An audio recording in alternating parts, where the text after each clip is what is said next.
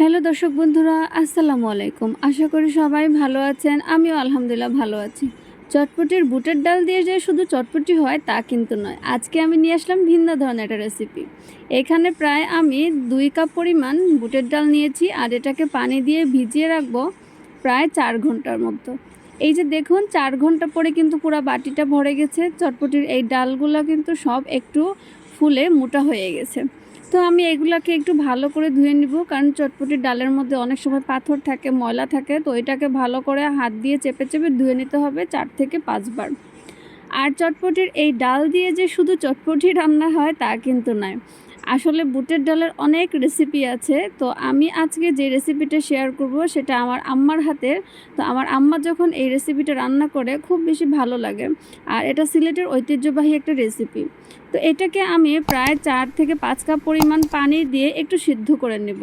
চুলায় বসিয়ে দিলাম, বলক চলে আসবে। তারপর এখানে দিয়ে দিব প্রায় হাফ চা চামচের মতো লবণ। লবণটা দিয়ে একটু ভালো করে সিদ্ধ করে নিব।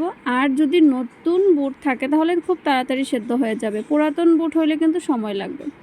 আর অন্য একটা ফ্রাই প্যানে আমি এই যে 1 বাটি পরিমাণ পেঁয়াজ নিয়ে নিয়েছি। 1 বাটি বলতে এখানে প্রায় 1.5 কাপ পরিমাণ পেঁয়াজ নিয়েছি। পেঁয়াজটাকে আমি একটু নেড়ে চেড়ে ভালো করে ভেজে নিব। এটা কিন্তু অন্য একটা ফ্রাই প্যান আমি করতেছি, আর অপর দিকে কিন্তু এটা ভাজা সেদ্ধ চলতেছে। তো এখানে আমি দিয়ে দিব তেজপাতা, দারচিনি আর এলাচ, আর দিয়ে দিব প্রায় 1.5 টেবিল চামচের মতো আদা বাটা। 1 টেবিল চামচের মতো আদা বাটা। এই যে এটা হলো টেবিল চামচ, এটা কিন্তু 4 চামচ না, এইরকম চামচ দিয়ে 1.5 টেবিল চামচ আদা বাটা দিয়েছি। আর 1 টেবিল চামচ রসুন বাটা দিয়েছি। এবার এই ভাজা পেঁয়াজের সাথে আমি এগুলোকেও একটু ভালোভাবে ভেজে নেব, যেন মশলার কোনো গন্ধ না আসে। দিয়ে দিব প্রায় 2 চা চামচের মতো লবণ। একটু ভালোভাবে খেয়াল করবেন, 2 চা চামচের মতো লবণ দিয়েছি। আর দিয়ে দিব 2 চা চামচ উঁচু করে মরিচের গুঁড়া, 2 চা চামচের মতো উঁচু করে হলুদের গুঁড়া দিয়ে দিব। আর এটা আপনারা টেবিল চামচে 1.5 টেবিল চামচও দিতে পারেন। আর ঝালটা পুরোপুরি ডিপেন্ড করবে আপনাদের উপরে। যারা ঝাল বেশি খেতে পছন্দ করে তারা মরিচের গুঁড়াটা একটু বেশি করে দিবেন। তো আমি সবগুলো উপকরণ এখানে একটু বেশি করে দিচ্ছি। আর এখানে প্রায় 1.5 চা চামচের মতো আমি জিরা গুঁড়া করে নিয়েছি, সেই জিরা গুঁড়া দিয়ে দিব। আর এখানে শুধু জিরা না, কিন্তু এখানে জিরার সাথে আমি এলাচ, দারচিনিও ভালো করে একটু গরম করে টেলে নিয়ে ব্লেন্ড করে নিয়েছি। এবার সামান্য পরিমাণ পানি দিয়ে দিব। পানি দিয়ে এই মশলাটাকে অনেক ভালো করে কষিয়ে নেব। আর ভালো করে মশলা না কষালে কিন্তু মশলার মধ্যে একটা গন্ধ আসে, আমি বারবার বলি। একটু ভালো করে পানি দিয়ে ব্লেন্ড করে কষিয়ে নেবেন। এবার কষানো যে মশলা আছে সেই মশলাতে আমি এখানে মুরগির মাংসগুলো দিয়ে দিব। এখানে আমি প্রায় 1 কেজি পরিমাণ মুরগির মাংস নিয়েছি। আর এটা ব্রয়লার মুরগির মাংস নিয়েছি। আপনারা অন্য যে কোনো দেশি মুরগির মাংস দিয়েও কিন্তু এটা তৈরি করে খেতে পারবেন। তো মুরগির মাংসটা নিয়ে এবার আমি এটাকে ভালোভাবে কষিয়ে নিব। তো এটাকে ঢাকনা দিয়ে ঢেকে দিব মুরগির মাংসটা কষানোর জন্য, যতক্ষণ না পর্যন্ত এটা হাফ বয়েল হয়ে না আসছে ততক্ষণ পর্যন্ত আমি এটা নেড়েচেড়ে দিব।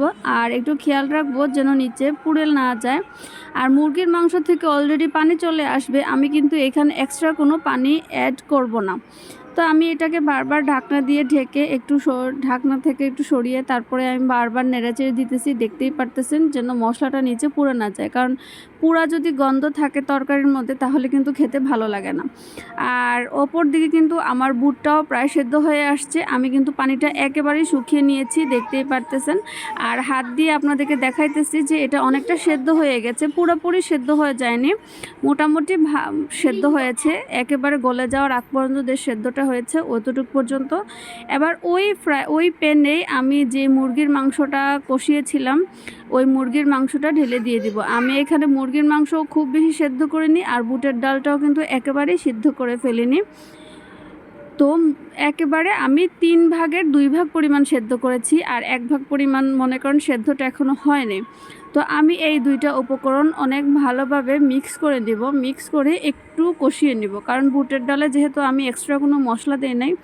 তো এখানে চিকেনের যে মশলা আছে সেই মশলাটা যেন বুটের ডালে পর্যাপ্ত পরিমাণ হয় সেদিকে খেয়াল রাখবো। আর যদি আপনাদের কাছে মনে হয় যে মশলা বা লবণ একটু কম হয়ে গেছে, আপনি একটু লবণ দিয়ে দিতে পারেন, সামান্য একটু জিরার গুঁড়া বাড়িয়ে দিতে পারেন।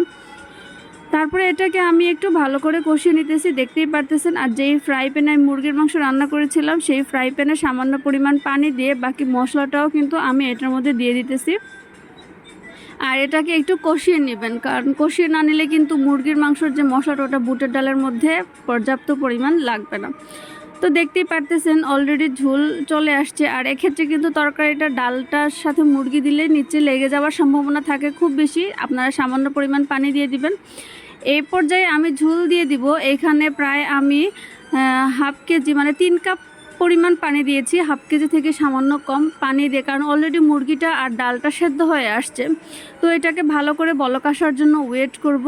আর এই একেবারেই কিন্তু মাখা মাখা বুটের ডাল আর মুরগির মাংসটা ভালো লাগে না, একটু মশলা মশলা একটু নরম নরম একটু ঝোল খেতেও কিন্তু ভালো লাগে। আর এটা আপনারা পরোটা রুটির সাথে বা ভাতের সাথেও খেতে পারেন। আর এইটা কিন্তু সিলেটের ঐতিহ্যবাহী একটা খাবার, সেটা কিন্তু মেরা পিঠা দিয়ে খায়। তো যারা যারা সিলেটে থাকে তারা কিন্তু জানে যে এই পিঠা দিয়ে এইটা খাইতে হয়। আর এটা বিশেষ করে মানে সবার বাড়িতেই শীতের সিজন আসলে বেশি হয়।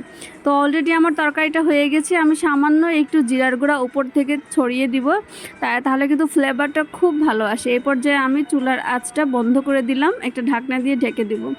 এই যে তৈরি হয়ে গেল অত্যন্ত মজাদার বুটের ডাল দিয়ে মুরগির মাংস রেসিপি। আমি সবাইকে রিকোয়েস্ট করব সবাই এই রেসিপিটা আপনারা ফলো করবেন আর এই রেসিপিটা তৈরি করে খাবেন, সবাই এর প্রেমে পড়ে যাবেন। আর যারা আমার চ্যানেলটি সাবস্ক্রাইব করেন নাই প্লিজ আমার চ্যানেলটা সাবস্ক্রাইব করে নেবেন। আল্লাহ হাফেজ।